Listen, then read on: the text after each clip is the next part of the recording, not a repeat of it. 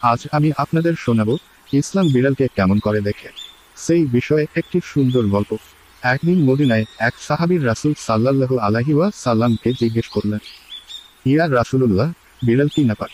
ওরা যদি আমাদের খাবার বা পানির কাছে আসে তাহলে কি সেটা অপবিত্র হয়ে যায়? রাসূল সাল্লাল্লাহু আলাইহি ওয়াসাল্লাম মৃদু হাসি দিয়ে বললেন, না, বিড়াল নাপাক নয়। তারা তো তোমাদের চারপাশে ঘোরাফেরা করে। আসলে তারা তোমাদের সঙ্গী। এরপর রাসূল সাল্লাল্লাহু আলাইহি ওয়াসাল্লাম তার সাহাবীদের একটি শিক্ষা দিলেন। তিনি বললেন, এক নারীকে জাহান্নামে শাস্তি দেওয়া হবে, কারণ সে একটি বিড়ালকে বন্দী করে রেখেছিল।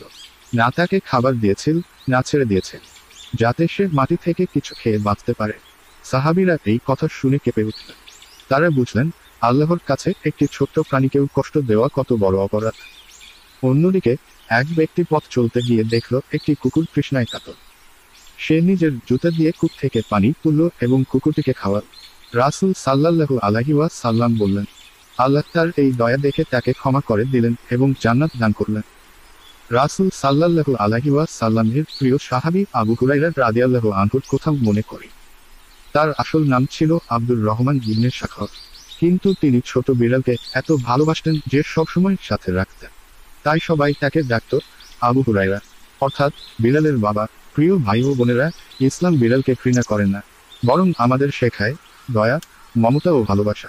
বিড়ালের কারণে নামাজ বা ওতে কোনো সমস্যা নেই, কিন্তু তাদের কষ্ট দিলে সেটা আল্লাহর কাছে বড় গুনাহ।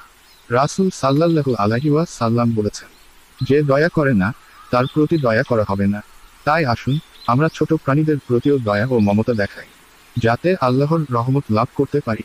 এই ছিল আজকের গল্প, ইসলামে বিড়ালকে কেমন করে দেখা হয়। আশা করি আপনারা অনুপ্রাণিত হয়েছেন। আল্লাহ হাফিজ।